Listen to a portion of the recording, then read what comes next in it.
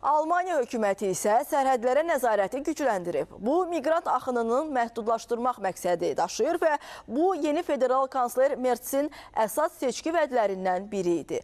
Sərhəd bölgələrində yaşayan insanlar buna necə reaksiya verirlər? Almaniya üzrə xüsusi müxbirimiz Günay Məmmədova bu ölkənin Polşa ilə sərhədindən reportaj hazırlayıb, izləyək.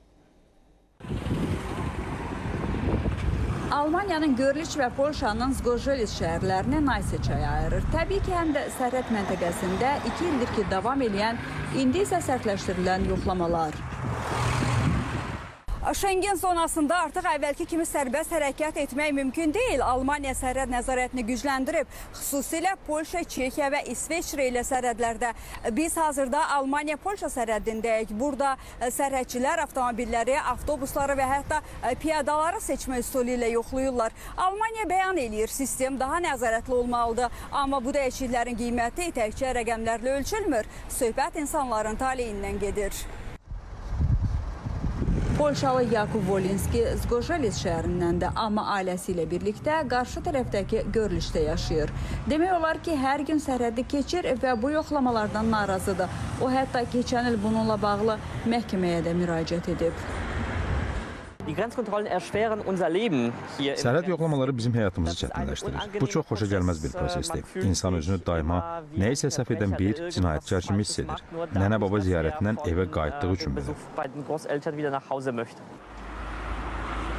Ailə ziyarətləri, həkim qəbulları, burada yaşayan bir çox insan üçün sərhədi keçmək gündəlik həyatın bir hissəsidir. Hər keçiddə yenidən yoxlama mümkündür və bu uzun tıxaclara səbəb olur. Bazar və bazar ertəsi günləri Polşa tərəfi, bütün şəhər sadəcə tıxacdır. Dəhşətdir. Biz burada yaşayırıq. Uşaqlarımız Almaniya tərəfdəki bağçaya gedir. Onların etdikləri sırf bizə qarşıdır. Bu şəkildə davam edə bilməz. Heç yaxşı deyil. Bura Avropadır. Avropalılara qarşı bu necə ola bilər? Almanlar isə vəziyyətdən şikayətçi deyirlər, çünki adətən xarici görünüşləri onların miqrant olmadığını bəlli etdiyi üçün yoxlanmırlar. Bizim üçün fərqi yoxdur. Biz keçirik, heç kim saxlamır, yoxlamır, niyyətimizi soruşmur. Görliç şəhərinin meri Polşalıların narahatlığını başa düşür, amma yoxlamaları miqrasiyanın məhdudlaşdırılması üçün zəruri hesab edir.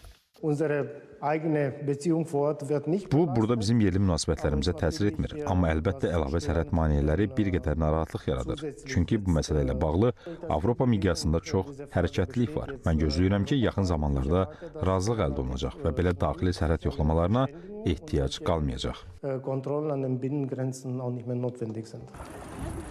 Polşa tərəfi isə ümumiyyətlə Avropa İttifaqının daxili sərhədlərində belə ciddi nəzarəti qəbul etmir.